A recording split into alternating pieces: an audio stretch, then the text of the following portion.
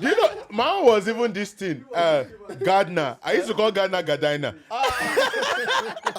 And they'll be correcting me. It's Gardner. I said, look at the spelling. There's an I there. What do I do with that I? Yo, I lived in Ottawa. We don't have Gardiner in Ottawa. So whenever I was in Toronto, they're like, I'm talking, I got on the Gardiner highway. So big. They're like, no, it's not Gardiner. Don't embarrass our family. It's Gardner. Newcomers, real stories, no filter.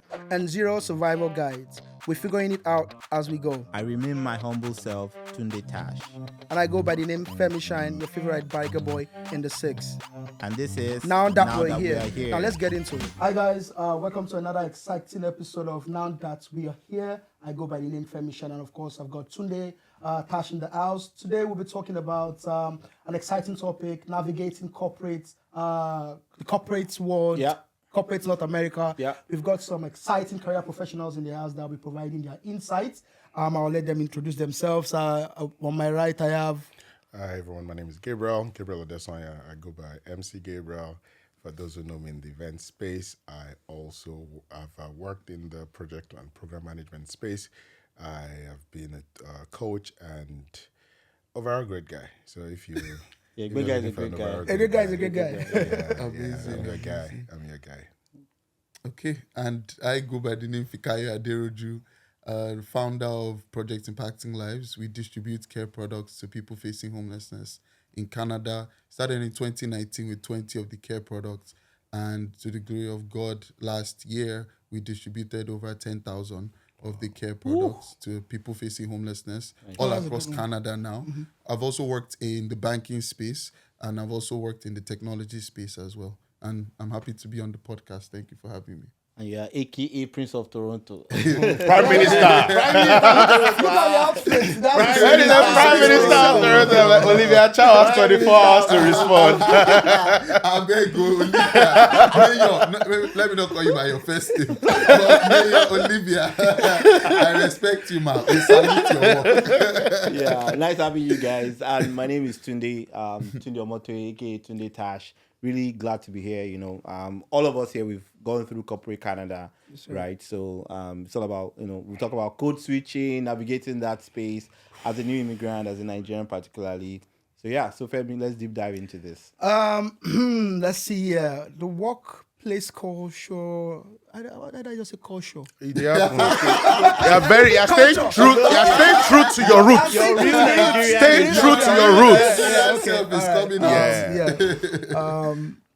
I've worked in the tech space for a decent amount of time, especially in the product management domain, and a couple of things that have really hit the nerve for me is, you know, trying to, you know, stand out as an individual who's an experienced person, believing that you're supposed to be there. Not that it's not like you got there by merit, and you're trying to stand out with your work, and, you know, realizing that, you know, you have to overcompensate. I think I've said that to you in one of our conversations in the past, that, you know, as a Nigerian going to corporate North America, I do notice that I feel like I have to go beyond to prove myself, 100%. Even though I know that, you know, I can actually do this, but I have to go beyond and, you know, prove myself. So that's one, you know, makes me quite uncomfortable over time doing that. And I'm trying to, you know, I would say overcome that imposter syndrome. Yeah. I think that's what it's called, right? That's the literal term for it. So, you know, that's something I've struggled with. I've dealt with it now. If I'm here, I have a seat at the table. We're doing this. So that's one uncomfortable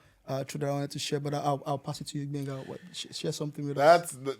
Navigating corporate Canada has been interesting because you have to look at a lot of translations. So, for example, a lot of people in tech did not start in tech. So I'll give my example. I started in electrical engineering. And from engineering, I moved into marketing. Moving to Canada, now I had to go from speaking Nigerian English and British English to American English. And now, after speaking American English, going through the educational system here, which is different from what we have back home, that is another adjustment. From there, getting into the workspace. Now I'm working in marketing tech, and I moved into core tech, product development and program management. Now you have to start speaking more languages, production, push, shipping, Deploy. Like I understand what those things mean, but in a different context. And now getting into tech, working with engineers, they don't translate. No. They just talk to you like you get it. lingo. You should get it. so now to now go sit down with all my guys in tech and like Ogbeni Alpha. This thing waiting. Do I understand what it means? Yes. But in the context of, for example, DevOps, we're containerizing. Container to me now where would they put food? But now we have to containerize. Now we have to do Docker Swarm. You know what I mean? So it pushed me also to now go learn some of these technical things, also go learn some of these programming languages. However, switching from speaking Nigerian English now to now speaking in technical terms within the Canadian and American context. It's different. Oh, it's a different ballgame, and it would always put you on edge. It will always make you feel like, why would I say the wrong thing? You write emails, you sit on it for a while. Exactly. You read it. I agree. This email is going to the Facts. VP. Because, like, you know, for some of the roles that I've had direct access to CEOs, you know, Fortune 500 companies. So I'm like, man, if this guy reads this thing, will he take me seriously? How does this sound? Will my direct manager, my SD email me? I'm like, bro, what did you send? You know, so those are some of the things that you think about every day, and they are really scary when you actually internalize them. Nice. You mentioned something, and I just want to quickly piggyback on that about, you know, the conversation or the sort of the experience you have with many of these people in senior level, right? I think something that happened to me was internship. First experience in corporate Canada, internship, and I was reporting directly to the director, right? And there was something she said. She had to call me into the office. She said, I don't know where you're coming from, but there's really necessarily no power gap here. Like, it's not clear that there is power gap, right? Like, it looks like you cower so much. Oh my You goodness. and I'm like, you be Ghana, why not go? You have to show that. But she was like, Wow. it's there, but you don't have to show it so much necessarily. Yeah. That was like my first orientation with, power gap. And if you look at it, it's also because of where we are coming from, right? Yes. Your guy hasn't left office. You cannot necessarily You can't do necessarily things. That one. You understand? That one, they were very you big on that. understand? And go on. Yeah, go ahead. Go on. No. But it helps here to do that. It does. helps. It does to an extent. It but helps. Not every time. It helps. I would say It helps. maybe you're looking at what's it called, being seen in Visibility. comparison to visibility in comparison to trying to ensure that you don't cross paths with, like, for instance, if 5 p.m. is 5 p.m., you don't have to wait for your VP to leave. You or your don't sales. have to, but it helps to. How does it help? It helps to, because you see people that they get promotions, right? Okay. And when they do what they need to do to get where they need to go, right? So there are a lot of people, they'll call me, I just got this promotion, and I know, like, I'll be on calls with them, and I know the time they leave office. Do you get what I'm saying? So it helps. I'm not saying if you stay after, for sure, you are going to get promotion. good for That's not- visibility. but it's good for visibility. It helps. I have a different perspective to this thing, and this is my own perspective. It is about visibility and the right person knowing you. Canada is Nigeria with paperwork. It's about who knows you and who is able to push your agenda. Yeah. Who is Having a speaking good for you. sponsor. Yeah. I think that's the word, Speaking for you. sponsor. Having You a mentioned good this sponsor sponsor to before. push. Yeah, However, sponsor. That's actually To advocate for you. They did However- have sponsors. Yeah, they would both have of them. sponsors. They But actually this had is the- strong Needed sponsors. sponsors. This is the Yeah. downside. This is the downside to staying late and just, creating that, yes, sir, I'm here. Is that you start making the rest of your colleagues look ineffective. You start making them look bad. And when your Facts. colleagues decide to gang up against you, you You're can't out. survive that. You're The out. first thing I Yeah. learned when I If you are moved to... staying back, you have to over deliver. You have to, and to stay back. Wow. Yeah, it depends on the industry. If you're in consulting, Wow. I understand. In consulting, it's all about getting this to the client because we told the Yeah. client is going to come That's right. today. The KPMG and the likes. You know what I mean? So if you're in that space, and many people are there, maybe at the beginning of their careers, and it helps you grow, you will put in that work for the first 1, 2, 3 years. Yeah. Send But the bar high. that Yes. is where it And even ends. if you are going to another industry, you are like hot cake. Exactly. Once you are coming from that. those and then Yeah. and then you actually show people how to treat you. So, for example, you're my boss, Femi. You're sending me an email at 10 p.m. and I'm replying at 11. It shows that I will continue to respond at 11. Yeah, That's If you send me an email at 10 p.m. So and you I do not respond set at that 9 a.m. the precedent, next right? day, That's then true. you realize that, okay, if There are boundaries to yes, this. Yeah. but the day I stop responding to emails at midnight, you call me up. I'm become like, offended. what Yeah. happened? Yeah. Because Yeah. there's I a think new I respond. expectation. Yeah. Yeah. So you always have it's a dance. You have to know when to push. You know, blackout periods where all hands on deck, you gotta do what you gotta do. But like once you make it your new normal, yeah. The other thing about corporate Canada, I realize is that yes, you can do great work, right? But the most important thing is you actually having a great personality. Okay.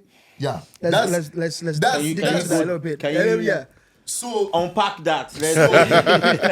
I can remember, right, being, you know, like doing my work, doing everything, right, doing amazing work, and then I got laid off pretty much, right? Shareholder value. And I was like, okay, because the team is like, oh, you know, you're doing great work. We're happy to even have you on the team. And then I realized, oh, like you have to be attending the team lunch. You have to be going for things after drinks. Social hour. All those things. Oh. Do you get what I'm saying? So because I had just come in, right? Like you want to show I know what I'm doing. Yes, I have a great personality, but I don't want to let loose yet. Because you just started now, you want to show I actually know this role, right? So that's why I'll tell anybody that, yes, know what you are doing, but more importantly, make sure you are gelling with your team as well. That's equally as important, right? If not even more important, because there are some people that they'll be like, we can get someone else to do this work.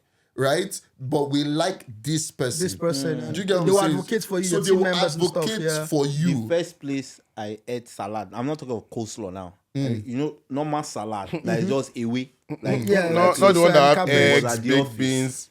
Wow. I was eating that thing with my teammates because all of them got salad. I was eating it. I was imagining meat. I was like, oh God, this is meat. And that's, you know, part of what you are saying in terms of like ensuring that you. You feel like you're part of it. It's important. They have a word for it. They'll call it cultural alignment. Do you align to our culture? Because the culture is and they throw that in interviews as well. Oh yeah, we always do cultural fit. I love culture fit interviews. I don't like it. You know why I like culture fit interviews? Because because you watch so many American movies, so you can quickly when you manage teams and you manage upwards, culture is more important because you don't want someone to clog that well-oiled machine you have. That's right. Yeah, I've worked with teams where there's that person that we always have to adjust for. It will affect our velocity. It will affect our delivery. People have to overcompensate for that person. So when I'm interviewing people, I always look for that culture. And to his point, culture, likability is important. One of the first things that I learned in my executive MBA was, yes, people need to like you. However, don't just sell a personality, do good work. Of course. So once you are doing good work, and you know there's this, I'm just going to do work, my work will speak for you. Your work has no voice. Your work has no voice. You know the voice of your work? The voice of your work is who is telling people about your work. It's about who is speaking and advocating about your work. And many times that start from you. Fine. I used to work with this guy, my first corporate job in Canada, and he used to piss me off. White guy. My manager would just come on the floor. Oh, hey, let me show you something I'm working on. I'm like, bro, in the entire suite we are working on, you're working on the smallest piece of it. But you make it look like it's the biggest part. And the rest of us, people like me that have been trained across board and work on every other thing. I'm like, I'm just getting this work done. I'm seeing my boss on the floor and I'm like, why is she here? Am I in trouble? What is she looking for? Exactly. So I'm just looking down, working. But this guy now started getting more of the accolades, started getting shout outs. So I now looked at him and said, wait a minute. Is this guy, what we're doing here? You know a lot. Start speaking. Because you don't want your personality to overshow. You don't want to be doing the most. I think they do that most. The most is my new middle name. The culture fit part I don't like is doing especially doing interviews is that you put in the fate of my career progress in the hands of a few people who might have a certain bias against me right off the bat when I come in. Like when you go to this culture fit interviews, you like 5 team members. You know, you get to ask back and forth questions. What if someone doesn't already like color of my skin? Off the bat, doesn't like the sound of my name, right? That person, right off, you're giving that person an opportunity to eliminate me, even though I have performed well during the preliminary stages of the interview. Right. So I'd rather prefer, that's why you have a probationary period where people can come in and you see if they fit into the culture, but don't put the fate of people's careers in the hands of a few. Because right off the bat, I can see you for the first time and I don't like you. It's not because of anything else. I just don't like your energy. Right? You see, there's some people that off the bat, you meet them and there's something offish about this person. Now imagine that being a member in an interview. You just look, I don't like this guy. I don't think I want to be seeing this guy's face every day. Yeah, but Femi, Right. that happens in Nigeria also. We've always had that. Yeah. We've always had but that. But then if you look at it from the perspective of you're in an interview with people that you share similar interest with, like the Nigerian side. Context, but when you come here, this Toronto being a melting pot, you're seeing people with different backgrounds and all of that. They might have a prejudice against you off the bat already. Without knowing So who imagine you 3 are, of them. yeah. So so those are the scenarios, and I've been in a couple of culture fit interviews where I didn't get it, so that's where you can see that bitterness coming from. But overall, I think those kind of nuances do exist, and if organizations can just eliminate that, hire people based off of the skills and the value they bring into the team, and over the probationary period, you can now look at the personality. If the person is a clog in the wheel, like you said, then you can see if you can help them, not just get rid of them, right? That's where my own bias comes from. And then another thing that we spoke about is code switching thing. I think for our own demographic, the pressure is on us more to actually speak a certain way compared to others, right? Take, for example, I don't want to mention them, but they are like very big in the tech space. They will speak the way they speak. You either get it or you don't. But a lot of times we will try to get it and understand, what they're trying to say. But for us, we would tend to switch The way we speak. to the way we speak to accommodate everybody else, but they don't. I think one of the, and I can quickly speak on that. I think one of the reason also is because if you find them, you see that majority of people who are hiring look like them. Right? So when they go to interviews, for instance, I worked in one of the top 5 banks as well. And I worked in the technology operations department, which was like the biggest tech department back then in that bank.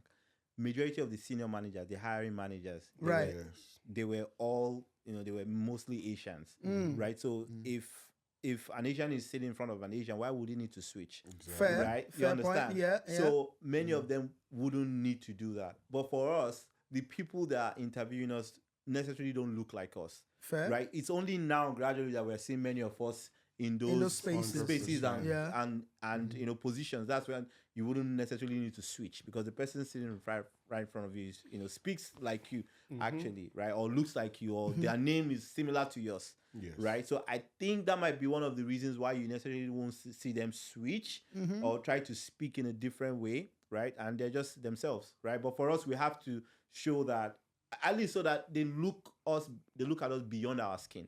Right, because there's already that prejudice there, and I always tell people, right? I'll just finish this. I always tell people that the kind of maybe not the word racism, but the kind of racism I face is a racism of intersectionality. So there are like 2 parts to it. I'm not just black, I'm African. Do you understand? Oh yeah. Like, so is a different thing where you're black Canadian, and what the prejudice you are only facing is the color of your skin. But for me, it's color of my skin and how I speak as well. How you speak You and where you're understand? from. And that's why I have to change you when I go into interview, so that they understand that, okay, maybe it's part of us. Yeah, it's been here for a little bit. Exactly. I have some angles to this, and I'm just going to run through them. The first one is where we come from. We come from a place where we have been trained socially to pander to who the minorities are in our space. So growing up, you see a white person, Oyinbo pepe, shugo pepe. Then you now start, accord them some level of respect. You start talking them in a certain way. You start trying to please them. So already where we come from, we already are acting like second-class citizens when we are in our own country, because we work for organizations because you work with this expert, you work with this multinational, so you're already putting yourself like, I'm a better black man, I'm a better Nigerian than this next person. Now, when we now come here where they are the majority, and they are the majority with other Asians, it becomes a bit more complex. You have to pander to the Asians if you're in tech, and you also have to pander to the Caucasians because this is their country. So you have to now switch. I'll give you a story. When I moved to Canada, one of my guys had been here for a while, and I realized the way he speaks, he was speaking clean Canadian English. We both grew up in Ibadan. What's going on? So me too. I now started saying, I'm on Nigerian guy. I don't go carry last. Right. Last time I gonna whatever.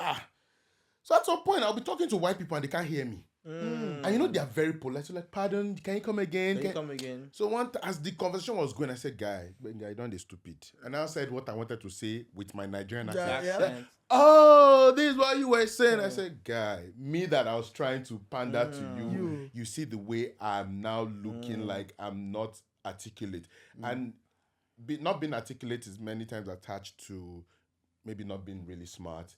It's been attached Lack to what of this communication, person doesn't have good doesn't have good communication skills. Will this person be able to represent us well? Can they communicate the concepts we're trying to teach? Can they sell our product? So those things also come into place. And then other times I'll go to maybe a bar or restaurant. There was this time I wanted to drink Mountain Dew. And I asked the waitress, I want Mountain Dew. She said, oh, I haven't heard of that before. I said, like, it's a Pepsi product. She's like, I don't know what. So we went back and for like a minute. I got frustrated. I just tapped my Canadian guy. It's Ghanaian, but it's Canadian, I said, Quest, tell her I want Mountain Dew. He wants Mountain Dew. Oh, Mountain Dew. I said, Mountain Dew will join you. Mountain Dew. I said, I'll buy this establishment, fire you, and rename it Mountain Dew. So those things happen, and they happen every day. But look at that in the context of just things we already know how to consume. Now talking of things that we have to learn, and then we have to start talking about. Yeah. So it's a bit complex. I actually have a different take. Okay. I've never believed in code switching. Which is good. I've And never I've actually noticed that with you before. I've never believed it. I've seen you speak. I've seen you, I've being a spoken keynote speaker, at and you every- say Fikayo like you say. I will never change my accent. So why I is will that? never, Like, what's different about? I've always, since when I came, right, I've been like, I'm Nigerian, and I actually want you to know I'm Nigerian. So I'm proud of being Nigerian, right? So yes, this is not Nigeria, and that's why I would always wear my traditional outfit as well, nice. right? Because I'm proud of my culture. I'm proud of who I am. Right, I cannot be anything else apart from Nigeria. Like I am in Nigeria, that's where I was born. Right? Do you get what I'm saying? So why try to pander because they will always look at you somehow if When you are you do trying that. to be like them, right? They will because you are kind of being fake. But these scenarios are forcing our hands. Nobody wants to do this. Nobody. We're talking we're about trying to scale up in the workplace. at the interviews, Even at the at workplace. even Yeah, we're at trying the to scale up, interviews, even I'm telling you, can you not hear what I'm saying? saying. Everybody can. Yeah, I do keynote speeches. Yeah. At universities, at conferences, at I will summits, speak like this. I will speak like at this. government house, I I've like spoken at city halls, I like that. and I've never changed my Stay true to accent. yourself. I like that. And it did not even cross my mind to try and change it for anyone. I like But, that. but then It- another it question never- for you. Over a decade that I've been here, besides the code switching part, my accent has changed Yes. because I've spent True. over a decade here. True. Right, and I think we were talking about something yesterday when you came to visit. How Canadians pronounce their words, how they stress certain vowels, and that's because the subconscious mind absorbs it, and Also you want to has to speak pick that, that up. way. Yeah. See why I said way now? Yeah. So they emphasize certain last statements, last lines, and that's because I've stayed here long enough that my brain has picked that up, and I try to stretch my words the way they do it here. Now that's different from code switching. Code switching, I'm putting on a new shell. I'm going into that scenario intentionally, right? Compared to the way I'll speak to my neighbor. Hi, good morning. How you doing? That's me being here for a long time, and I know these are the certain things, the way they speak. But when I go into the workplace, we put on that. I put on the shell. We're gonna do this because I'm in here. I'm gonna be providing value, but I also want to scale up. I don't want anything to set me back, right? Because I'm playing a disadvantage game, as you mentioned. I'm already African, then I'm Nigerian. Yes. In this space, right? So I'm already overcompensating. So I don't want anything to we don't get that guy. You know what I mean? Even half the time they do get us. They do. They understand what we're saying when we say They it. definitely But over time, they've become more tolerant. So I've also been here for a decade. And when I moved here, there was this Nigerian recruiter that looked at me in the face and told me my Nigerian experience does not count. That I'm starting again from ground zero. That was when Tunde started really pushing a lot of HR pushes, and he was working on people's resumes, and I used to like engage with him at that level back then. Now we've gone to we've gotten past DEI, we've gone to the point of DEI where now everybody now wants to see representation. But there was a time where representation was a disadvantage. Right now it can still be a disadvantage, but it's not a public disadvantage. It is more subtle. But back in the day, it was more of in your face. You have an accent, hence you can't be client facing. You have an accent, so join this meeting and take notes. You have an accent, so you're going to do the reports, you're going to build the PowerPoint slides, and somebody else is going to present it. I know about somebody who traveled. All of you have experienced that. Yes, yes, I know about somebody. I know about somebody. This guy worked in investment banking. He worked in investment banking. He built a deck for this. What's it called, for this deal? It was the person that was being. It was the liaison. Then he had to go to Vancouver to present this deck. Unknown to him, he didn't know that the person he was talking to had a racial bias. So he gets to Vancouver and they see him in the room and they're like, "Oh, where is this guy?" He's like, "I'm this guy." I don't want to say his name because people know he's like, "I'm this guy." And legit, they looked at him and said, "Oh, we don't think we want to listen to you. We want to listen to somebody who knows more about it." He said, "But I'm the one who has done all the research. I've done all the quant work. I've crunched all the numbers. I've built all the models, and I'm here to talk to you about it." Wow. They did not speak to him. He called his boss. His boss said, "You know what?" And I'm very happy his boss actually defended him. His boss said, "Get on the next flight back to Toronto." Oh, wow. And that's how we left. Depressing it too. was like hearing him talk about it. I wasn't there. I felt the feels. Talkers of him experiencing it firsthand. Exactly. And this is somebody that was able to share a story with me. There are a lot of people that have not been able to share their story because they now look at it and say, "Look at my disadvantage." I know people who had to get what's it called? That's speech therapists and voice coaches to be able to code switch. So now I'm happy that we're able to talk in our own accent. And enunciation is different from code switching. Enunciation is pronouncing the word. Properly. For example, properly. Coming from Nigeria, we say necessary. Here is necessary. What is necessary? You know. So and I like what you said, being about the fact that the numbers has also helped us. Yes. Right. Population, immigration has also helped big because time. you know, by the time you go into a workplace and you look left, you look right, you see like 200 immigrants in your office. So you have no choice. You have to also listen attentively and hear what people are saying, right? And so I think moving on from code switching, it's about the good morning isn't enough talk, like small talk. For sure. You have to do small talk. You have to talk about the weather. Talk about their cats. Exactly. You have to talk about their weather. Their dogs. It's so nice out there today. Oh my God, it's so nice. You know, in Nigeria, once you get to work is good morning, how was your night? And that's it. That's it. How was the night? Good, and that's it. But here you have to go beyond that. How did you cope with, those going to grab coffee at the coffee machine or water and you have to like chill to talk about stuff? Did you like it? I think early days I wasn't a fan of it. I just want to go to my desk and do my work and be done with it and go home. But what I realized over time is there are a lot of information that has been shared at the coffee machine that you will not you will not be privy to if you don't join them. That's true. If they're going for that lunch, there are a lot of things that from there I even knew who was going to get promoted. I was just already hearing it, or if we were getting funding for the project that we're working on, just from those conversations they've had. Now they want to banter about it. Because I'm part of that group, now I know this is what's going on. I'm being strategic. Right? I was working for one of the biggest telecoms and they were trying to acquire another telecom company. And I knew there were rainy days ahead from the conversations I had with the fellow team members. Like, listen, if they buy this company, a lot of people will be let go because now it's duplicate roles.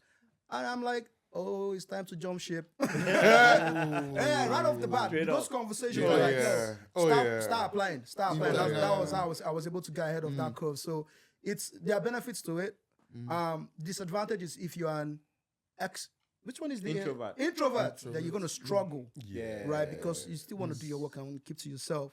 But extroverts, like someone like me, I will talk your ear off. You will tell me everything, and the thing is, just ask them questions. You actually tell me I have a meeting to catch. We'll catch up later. Oh, so you will. Yeah, I'll ask about your dog. I'll know your dog's name, and just ask questions. People are willing to they spill. care about all those things. Oh. Yes. When you remember their birthdays, you send them work anniversary. They do. Like all those things, they actually care about them. Right, and actually remembering things you've told them in the past and bringing that up and asking about them. Yes. And the other thing is they care a lot about vacations. 100%. Yeah. And you talking about it as And well. you talking, so don't Yeah. just bring it Yeah. up, like talk about the vacation. Say you went to Cambodia, you went to Belize, Right. you went to Brazil. Right. Talk about how it was, the experience, like actually show interest. Don't just say, oh, you went to Brazil, how was Rio? It was nice, okay, bye. No, like you actually have to go in depth. And then you start building that relationship with them. So that actually helps. Travel and weather. Yeah. Right? Weather Those is, two weather, things. the weather is a Lord. staple. Yeah. You have Weather, to talk like, about so if the it's weather. snowing, you know, you guys are talking Complain about about the it, snow. yeah. Complain about if it. it's weather is coming out great, maybe April, when it was April, like I remember even at work, we're like, okay, summer is coming. Now we're talking about vacations at work, Yep, right? yep, So yep. I'm sure on Monday we'll be talking about, okay, who is going on vacation in the summer, that kind of thing. So that's how to build relationships so it doesn't get awkward. Right? Fair point. Let me take in a different direction. We were talking about email conversations and how we have to read emails over and over again. I like the way you put that out. When I was in college, we had the course called, I think, email tone, messaging and tone. Okay. Emails have tone. You have to really pay attention who the audience is. Yes. So they actually taught us that. So off the bat, I knew if I was, messaging someone higher up, the tone that I need to use. But one thing that I tend to like struggle with over time is the fact that when I see this person in person, we are more sociable compared to the emails we send to each other. Like this person I'm bantering with, like my director. We're chill. Yeah, we're chill. But when it comes to the email tone, I have to still keep that Professional. professional tone. Yeah. And sometimes I bring that professional tone home. Do you know why? I don't know. I'm like You know why? talking to my wife. I'm like, Oh, I'm not home. Oh, yeah, wow. I'm like, Oh, yeah. yeah. You're talking to. Yeah. No, you're not at work, sir. Bring it You're out. home now. Don't need that. You're home now. You're home now. So yeah, it's and then why do we have to play all these games? Switching. Why do we have to do this? Don't we lose ourselves in the middle of all of this? No, I don't think you lose yourself in the middle of this. I think you discover more about yourself. About in the middle of yourself. this. Like it's you challenging yourself to actually evolve and Exploring grow. more. So speaking about email tone, like I didn't take a course in email tone. I wish I did. Honestly. When I learned it on the job. Yeah. So when I started in corporate Canada, coming from Nigeria, when we are writing an email, you salutation, introduction. This is what we are here. Thank you for coming. Next steps. Odabo. But here, you have to massage it. There's a touchy-feely culture here. There's an indirect communication here. That's right. Some people they call it passive aggression on the other Yeah. side. Oh, yeah. Some people call it kissing us on the other side. But Right. there is just this way of saying what you're trying to say and massaging it. This country is a massage. You tell me something I don't know is going to work. I'll be like, you know what, that's a great idea, but let's take that away. In the meantime, why not let's explore something else? That's me telling you what he said is stupid. Yep. Indirectly. Fair point. I remember like my first job in Canada, I was working in retail. And the shift manager came to me and said, Gabriel, do you mind if you do that? I said, you're giving me an option. Do I mind?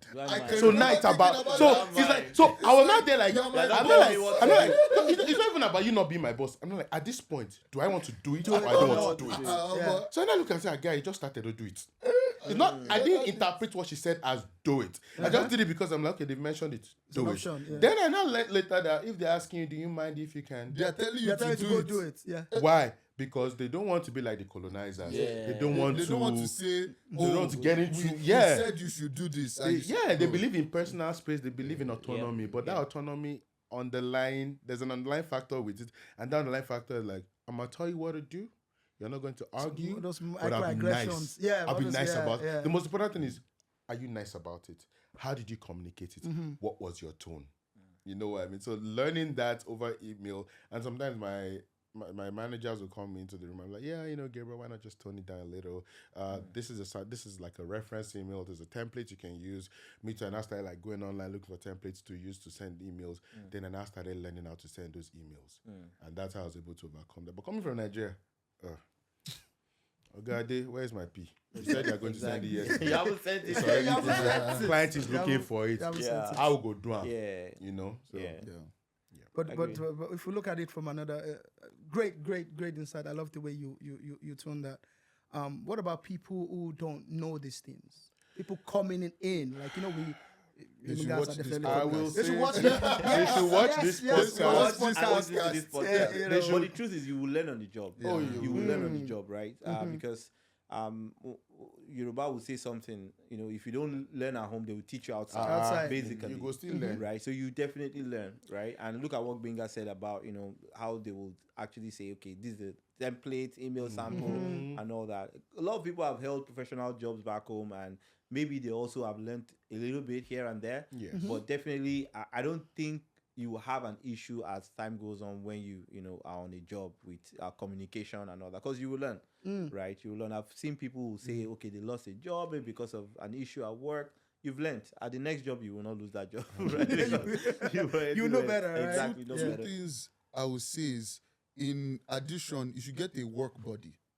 So you should get someone at work that's maybe been there 1 year, 2 years. Yeah. It actually helps. Almost like a mentor. Yeah, like a mentor, Yeah, so like a right? handholder. But the second thing is getting a mentor, because I think they are different. So a work buddy is kind of someone Shadow. on your exactly Yeah, that's shadow what the it is. person. Shadow the So person. that's how you learn email. That's how you learn all these things that your particular office. And the thing is that if you are working for a telecom company, for example, different branches, different offices have their different cultures. Oh, yeah. Right? Yeah. So you need a work buddy Yeah. that Help you will be navigate able that. to help you navigate all that. Nice. But a mentor is someone usually like above you that'll be able to help you see things that you may not be able to see see. on the granular level. And they have that And experience as well. exactly. But then a sponsor is the one opening the door for you that you don't even know the door even exists.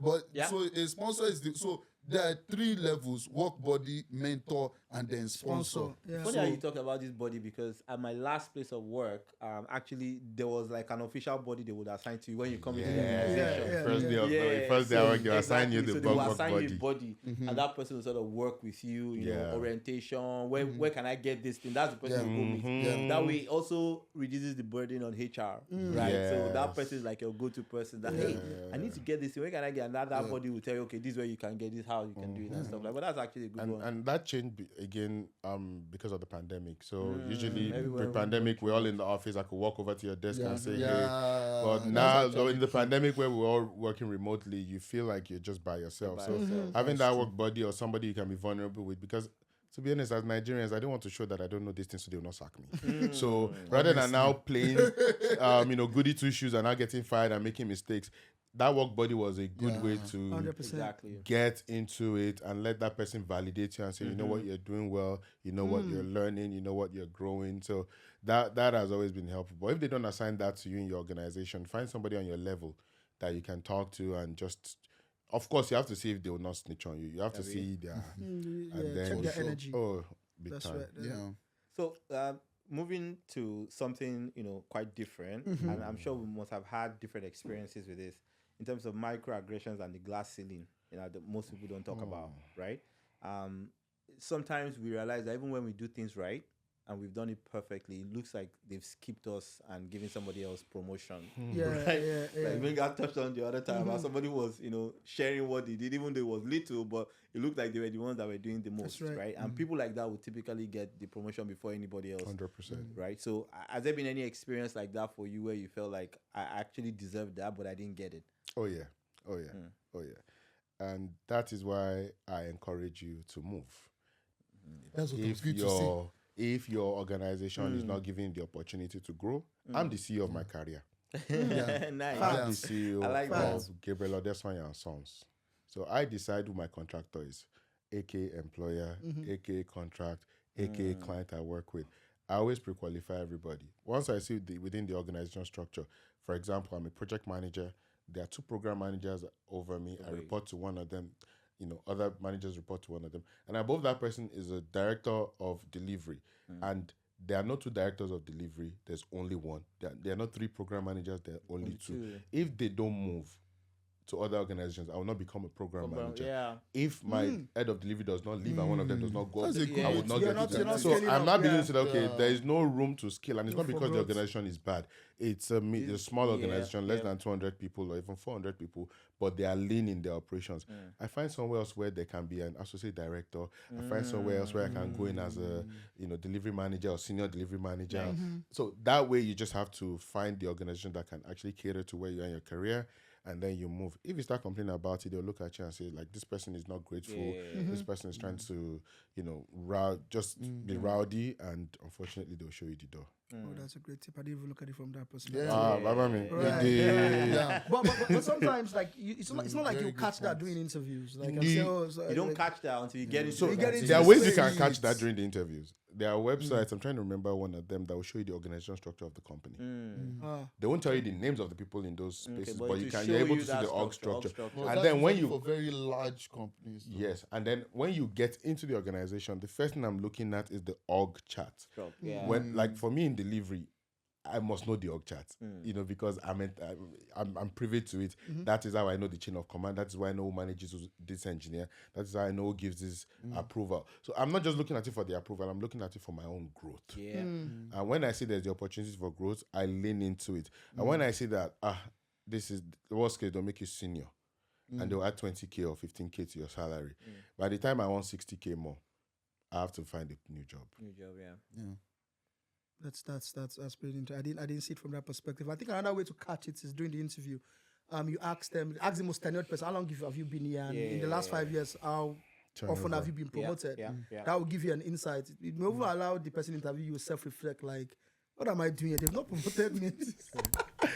Problem. You just open a can of worms there. Like, okay, so it looks like you'll be coming for my job. But yeah, that's a good catch as well. A good way to look at it, actually. And sorry to again, direct us to another, take us to another direction. But when we came here, and up until now, you will hear people who tell you that your name on your resume is too long. Right? Like you see somebody, maybe their name is Gbenga or something that is, Oluwashimilekun, some. They will tell you to maybe just take the first 3 letters, right? Exactly, rather than having it long. Have you? I tell you a story. Please go ahead. My first name is Gbenga. Correct. You see? Growing up, I was called Gbenga. Now, that GB sound, only 2 cultures can pronounce it well. Yoruba and Ivorians. If you're not either or, you will call me Gbenga or you call me Gbenga. In Spanish, I like that. In Spanish, Gbenga means come, which is almost Gbenga. It means come. And I looked at him and I said, my father was a thoughtful man. Baba they think that my middle name is Gabriel. So when I was in college, it was Gbenga. So they call me Gbenga. But when I now started getting to corporate, and I realized I have to put Gabriel. Reason being, Canadians are nice. At that time, they don't want to offend you. So rather than offend you, they will not call you. I need the job. I have rent to pay. I need you to call my name. Like, be able to call. You get what I mean? I'm paying these telecom companies $80 a month. I need that money back. So what did I do? Gabriel, that's on here. And do not make matters worse. Do not say, do we call you Gabe? I already helped you out. Which one is Gabe? Then the French people now say, is it Gabe or Gab? Is it Gabriel or Gabriel? It's not an English or French word. It's from the Bible. Help me. Gabriel. And I'm like, oh, do you prefer? And then, they'll just send an email. So Gabe will be handling this. Who is Gabe? Have you met him? I don't know him. Legit. So Gabe, I'm like, bro, who is in my like? I don't type out here. I'm gonna delete him. Who is Gabe? And then they're like, oh, I hope you don't mind I called you Gabe. Why didn't you ask me first? Wow. Bro. Wait, what nickname have they given you? No, Femi is mine is, so what I always do is Oluwafemi. Right. So when I come into the organization, I always say my preferred name is Femi. Okay. So for all my email signature is always Femi, then my last name. But I won't put you in a position to start pronouncing Oluwafemi. Let's not do that. Because then if you get it wrong, I have to correct you. We've spent 10 seconds on that class. I don't want to do that. Hey, as soon as we join out, you can call me Femi. Let's go. Let's get it. Even during interviews, I was like, hey, how do we pronounce your name? It's Oluwafemi. But call me Femi. Don't spend 10 seconds having to explain to you, the intonation and how to get it right. So I just move away from all of that. And then my email signature off the bat, I put Femi, right? And I've been in situations where people will just put Olu. And I will respond to your email with Femi. So now don't do it again. Olu for right? So yours is Fikayo, right? Or what? Yeah. But I would always, I don't know, like, I actually never was like, oh, they're calling me Olu or anything. Because I started off as an intern. So me, I was just like, thank God I'm here. As long as you call I just arrived. Just call me. I'm happy to be here. This bills out for yourself. Leave me here. just You tell me know, something. I don't have to call me. You know, so, but now, because even when you said Olu, it touched me. I was like, So, Yeah, try that, yeah. that means like you've experienced career growth, right? So For you to be able to say, don't for call you to me be Olu. able to say, don't call me Olu, because now that you Yeah. said it, I felt away because You didn't pay I attention want to you it. to call me My name, Fikayo. what I want you to call Do you me. get it? So Exactly. people now call me Fikayo Nice. now. So I'm like, someone may be watching. If you're an intern, don't think of all those. Don't let all, It's above your pay grade. do your work, Just do your work, level just up. deliver. Don't be correcting your boss. Okay, call me this, call me that. Like, just focus on the job as you progress. And some people may take offense to what I'm saying right now because they were like, my name is my name, but I think it's we are lucky also to have gotten jobs when we wanted to get jobs. that's yeah. true, sir. 100%. Because for a lot of people, they've had to like do a lot of changes. They're like, is it the name?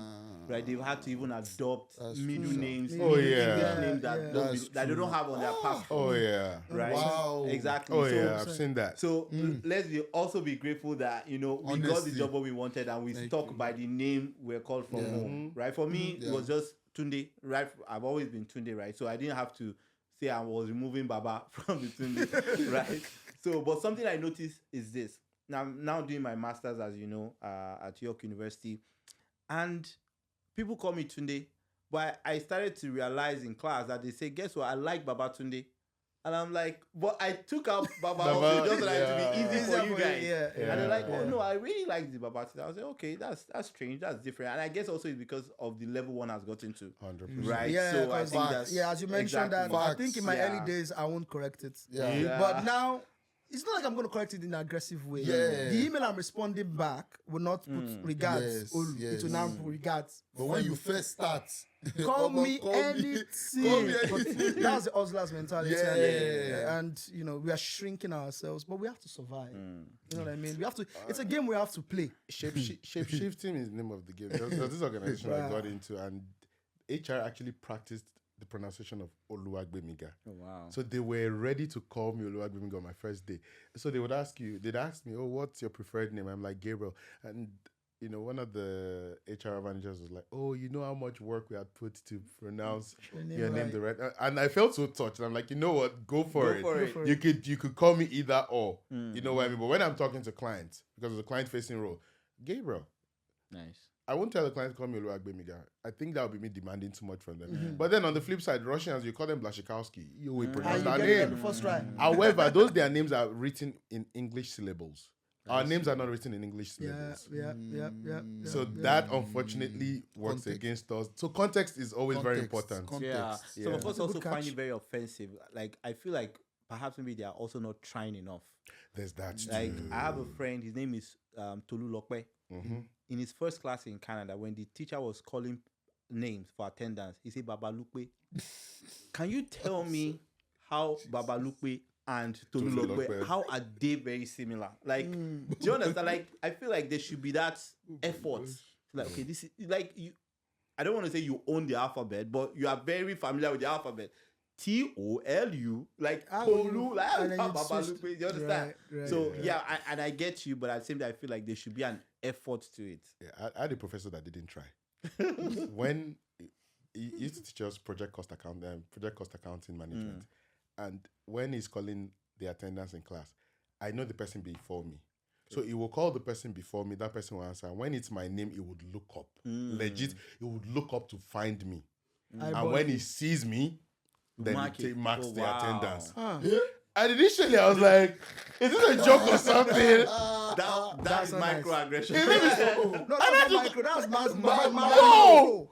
That's macro right there. And then I had to be like, Yeah, I mean, and I had to be like, wait a minute. Hold up. Did you ever go to him and tell him? most likely not. I didn't go to him to Yeah, tell him. most likely not. Yeah. I had to explain it. It was my first year in Canada. I'm not trying to cause any ruckus. Yeah, I might need yeah. a reference from this prof. That's I might right, need that's something right. from him. So I was thinking about like in the long run, I still need this guy more than he needs me. So I will allow it. And that was a time where in a class of 24, there were only 2 black people. Oh, outnumbered as well. So outnumbered, and you're a visible minority. You're not just a minority, Yeah. visible. So the guy could just look up. I'll just raise my hand. You know it's your turn. I know it's my turn. Yeah. You know, so now I'm thinking about it. I'm like, oh, that was actually wrong. But at that time, I just told myself, guy, I knew in Canada, you know what you're here for. Let's focus on the bag. Yeah. Focus on the bag. We'll get through this later. Wow. And then the confidence builds in over time. We're grateful for where we are now. We can stand our ground. Like, Exactly. no, don't play me like that, sir.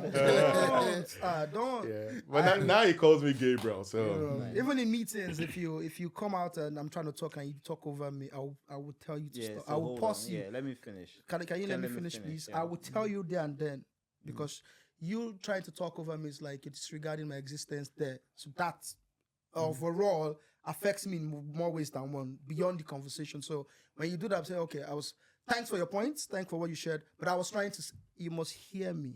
Nice. That was the thing. Whatever it is I was trying to say that made you interrupt, I'll let you finish. I'll say thanks for your point, but I was trying to say I will let it out because if I walk away from that conversation with that energy, I'll feel like, oh, someone shut me up when I was trying to share an idea. That will make me want to shrink into my shell. Like in the next meeting, I might not want to say anything like, you guys know what you're doing, but you know, it affects visibility, productivity.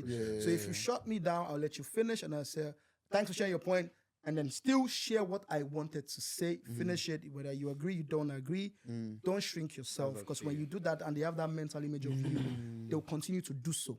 100%. So for the new people coming in, like that's a tip. Don't shrink into a shell because once you go into that box, you can't come out of it. You can't. That's the mental That's true. states, mental image they will have of you. Like this one, That's we don't. true. What does he have to say?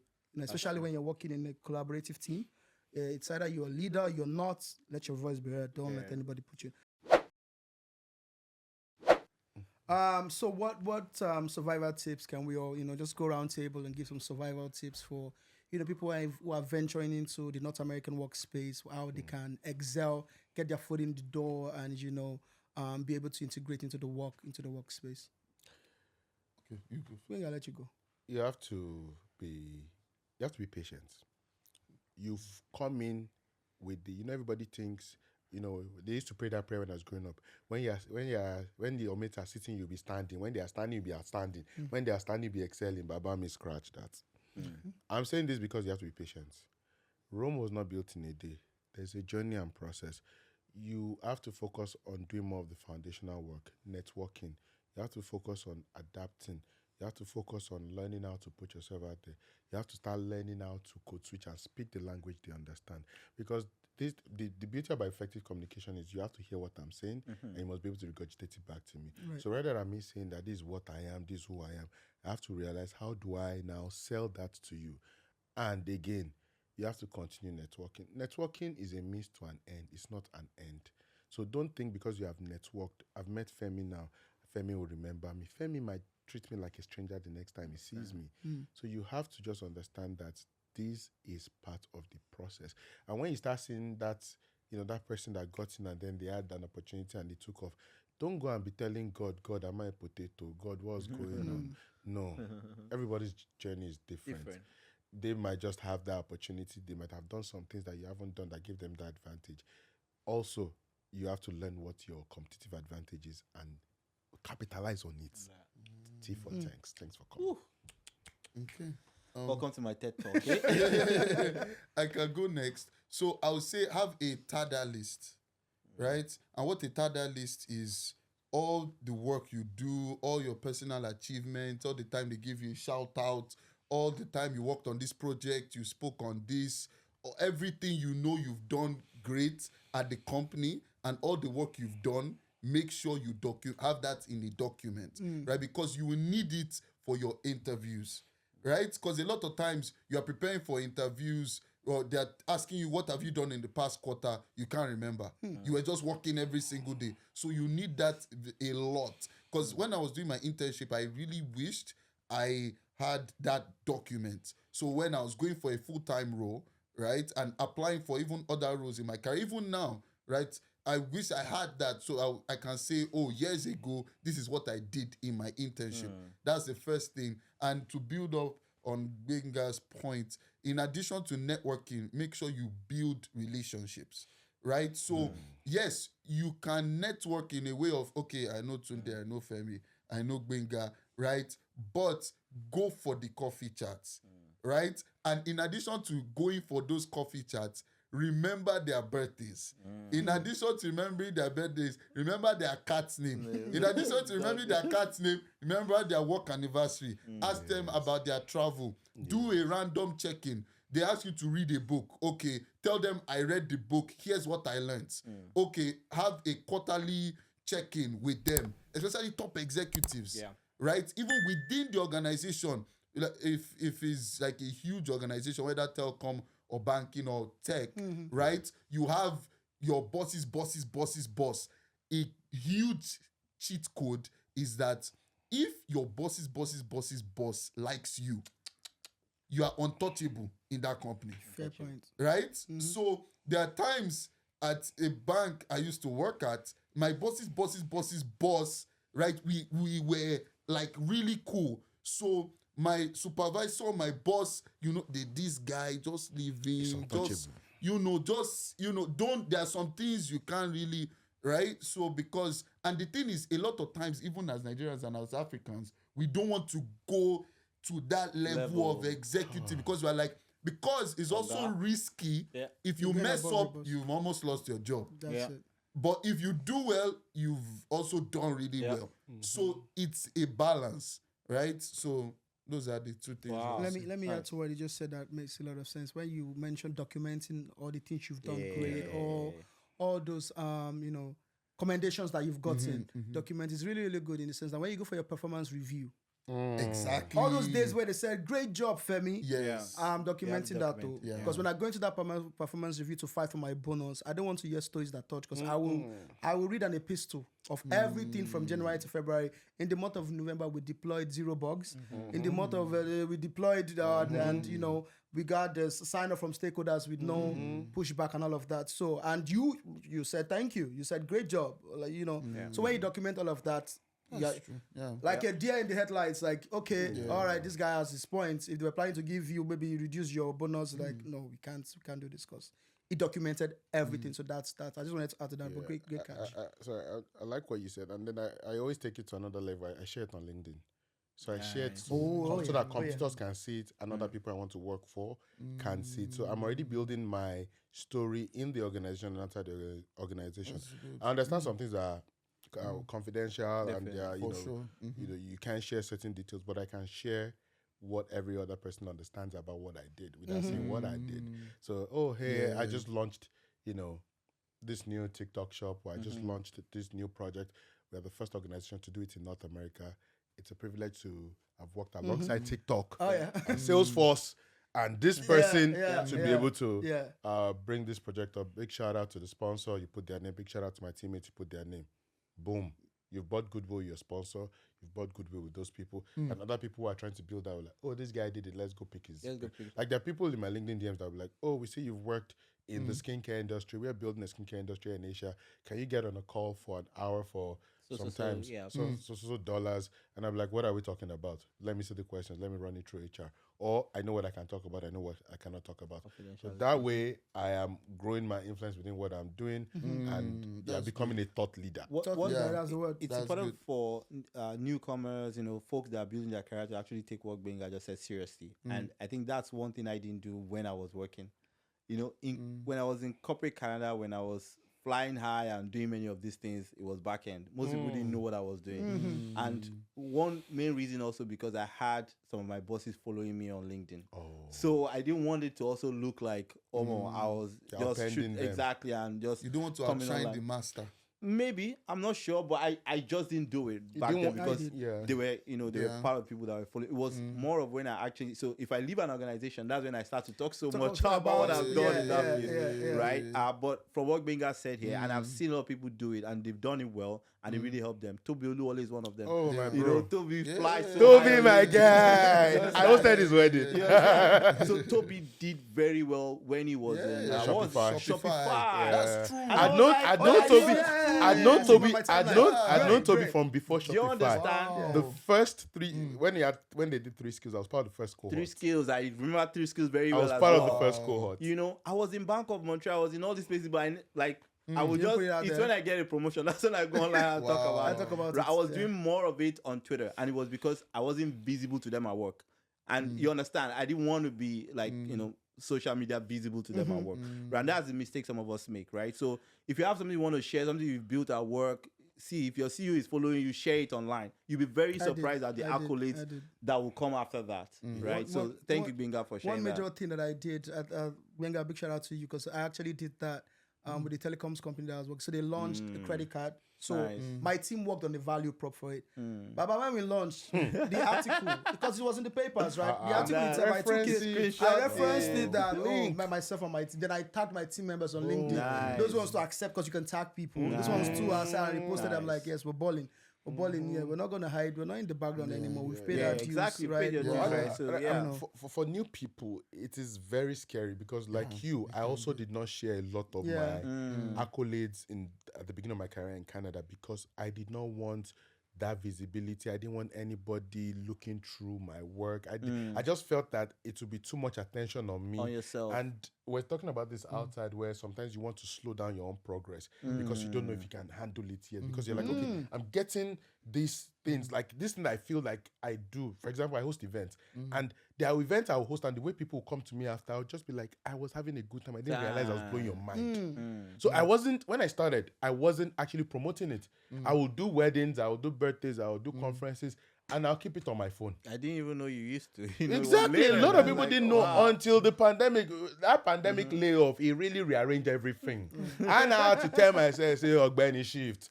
Now we got to make money regardless of corporate Canada. Then I started pushing my work. Nice. And I started doing a lot of throwbacks. And I think I actually need to even do more of that because LinkedIn, I've been slacking on it. We're talking about it right now. And I need to go back and share, but it's just a lot of aspire to perspire. Then rewire my So it helps your personal brand. but that's a different conversation. Personal, but I did tell him, help me beg him. He's doing aspire to aspire. You're too loud on it. Off your mic. It does. I'm talking about, I think it brings us to the idea of visibility within the workspace now, not like social media, right? And you find that for many people who come, they don't want to, they think it's eye service, but it's essentially not eye service. Is you being excellent at your job and they seeing that you are excellent at your job and you actually talking about how excellent you are at your job. For me as a person, you know, when I was in corporate, I liked my desk clean. Right, I just want to have my laptop, but I now realize that you go to the next person who isn't doing as much as you, and you will look at the cubicle like staples, paper, printer, They always they go to the stationary desk and they don't be picking tag pins. They are printing. They will print them. So that because your boss will leave after you, and when they are walking through the floor, they will just say, this person is busy and is organized. Look at the mind mapping. Look at all those product roadmaps. You understand? It's important. Exactly. And also speaking up, asking questions, like, those critical thinking skills, ensuring that, when you're in meetings, you are giving solutions, preferring ideas and things like that, right? And even when you do things with other departments that your boss will typically not know about, it's important to go let them know that, myself, let's even come up in conversations. You don't have to necessarily go and meet them that, come and see what I did, right? But let's come up in conversation where you're talking like, actually, I was working with the product management team the other time and I was able to deploy this with them. I was able to help them with this. Right. And thankfully now they've been able to, move on. And you can even drop name call. They are on guard there and say, Steve was very happy. And it was like, okay. The game is the game. Yeah, you understand? The game is the game. You gotta do what you gotta do. The game is the game, right? And at the end of the day, you see that those things actually would help you move forward in your career, and especially in that organization and department. Right. Let me just chime in for newcomers. because we're vets now. I think we're vets, right? We're Yeah. veterans now. I say learn. These are the best. I mean, no pushing my up. You get. I beg help me. Oh. Anybody watching? There's a lot of marketing happening for these boot camps or these change careers, jump into tech. I just want to sound this out. Yeah. Do your due diligence, right? Put in the work. You might go to a boot camp. It's not a shortcut to success. Yeah. Put in the work, because I'm seeing learn business analysis and you land a 6-figure job in 3 weeks. I'm looking at them like, wait, this is the same Canada that I'm in. Some people, fortune favors the brave. There's a saying like that. So you dare, you get, but you just know that you have to put in the work, right? Yeah. Grind, go the extra mile, and when you get into this organization, just know that you're representing a demographic of people, right? Any record you leave there will affect the next person that is fellow Nigerian that's coming into that space. Yeah. I remember I was working on the fair payments platform, the TTC, tap your card, all those machines, and we're doing a commissioning. And I went in there, and the first thing the guy said, "Where are you from, Nigeria?" "Oh, we had this great guy." He was just showering accolades on this. About the guy. Wow. The work I did there that day, I was supposed to test the machines and all of that. We spent I think 4 hours talking. Wow. Just gisting. "Oh, he used to bring jollof rice. Oh, jollof rice is amazing." I tell him to he brings me goat meat. And then when he was leaving, we didn't want him to go. 4 hours just talking. That's a good ambassador. That's a legacy that guy left behind. Ambassador. Now I'm coming in there, it's smooth sailing at that point. But now I know I have to now climb on his shoulders and do more. Right? So, put in the work. Remember that door that you walk through, leave it open for the next guy. So put in the work. You're carrying Nigeria on your shoulders. You said something that is very important to me. So I'm a coach. I've coached a lot of people in project management. I've taught them, all the certifications from the PMP to the CAPM to Scrum and all those things. And I've taught for organizations in Canada and in the US.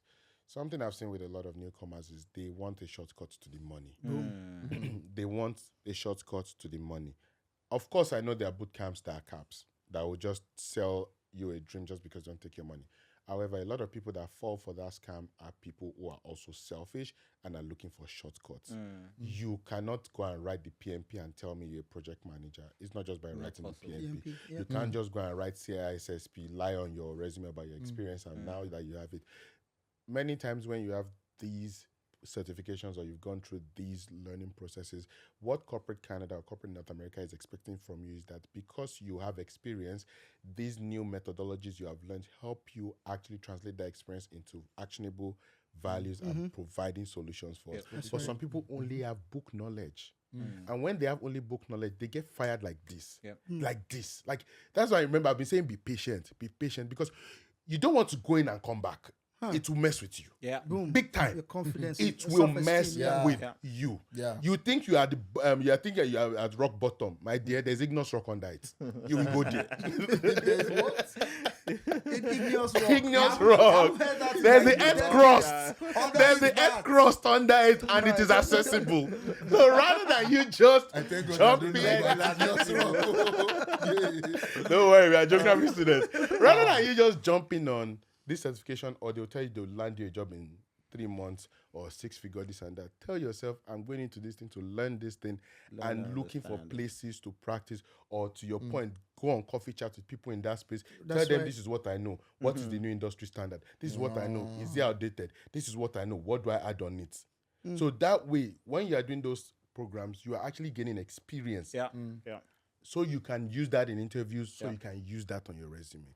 So that's what I would say. And for the people that are putting out boot camps that are just trying to make money from other people, please, let's do better. Yeah, let's do better. And, piggybacking on what you said, Gbenga, I find that there's also this comparison with from newcomers especially, where they're like, but this person is getting it. You understand? But you need to understand that as much as some can just get it immediately they come, you also have to pass through a couple of processes, right? Because begin to compare yourself and say, oh, this person has this person is doing that, I can do it. What you just put a lot of pressure on yourself, right? 100%. Give yourself time, go through the process. Like you said, you might have the knowledge, but you don't have the experience. Right. And that's why when you get into some certain roles, it just is in and out. And you don't want to actually put in the work, you know, let that experience show that you can do this thing, and you just can't speak on it alone. And that way, you know, you just reduce all this comparison of, oh, this, but the person has been here for years, right? Like, you understand, they've been here for years. Yeah. Well, great insights. With losing yourself, sometimes you have to lose yourself to find yourself. Sometimes and everything is environment dependent. They will tell you the same water that boils eggs that softens potatoes. It also, who you are inside also would show in these scenarios. Coming from the familiar to the unfamiliar is getting out of your comfort zone, jumping in with hopes that things will work out, and they definitely will. Just make sure that you are not pushing yourself, you are not putting pressure on yourself, especially with us guys. There's that pressure of, I'll make a hammer, make a blow, make a. You will make it over time. When all of us are in our 50s, we'll not ask ourselves who bought the first house or who bought the first car. That's right. The most important thing is everyone is doing well. That's right. The most important thing is you've gotten support where you need it. The most important thing is you can also share what you have learned with other people. Not that, just be disciplined, pray, trust God, and, you know, like our leaders. How did you make it? It's God. It's God. Not God. But who else did it? No, It's God, but when I there's a process to it. Oyedepo used to No, I tell know, us, but I'm just saying. Who else? when I was a covenant, Oyedepo used to tell us, any faith that's 100% reliant on God is a responsible faith. Everybody has their own part to play. So, yes, it might tarry, but what? It will always come. Thanks for coming to my TED Talk. I think Gbenga just blew us away with that. You know, that's very insightful. Thanks for sharing that. So I believe we've come to the end of our this interesting episode. Thanks, Gbenga. Thanks, Fikayo. Fiyoka. Or Gbenga. I actually like Gbenga. Gbenga. That Gbenga thing was funny. It was at church. Oh, yeah? I was part of a team. So there's this Caribbean guy that headed the team. So he was introducing all of us to the church. It's an African church. They're Nigerians, they're Ghanaians, you know, they're black people, Caribbeans.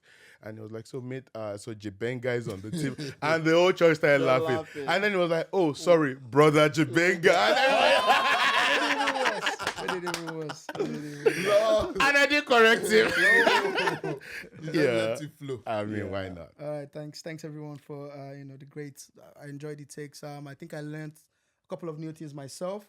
Thanks for sharing your experiences as well. You can stream our episodes on YouTube. Hit the subscribe button over there as well. Spotify and wherever you get your podcast. Follow us on social media at NTWAH podcast. On Instagram, TikTok, and I keep saying Twitter, X. Twitter also check out our website. Now that we're here, podcast.com, and we'll catch you on the next episode. Cheers.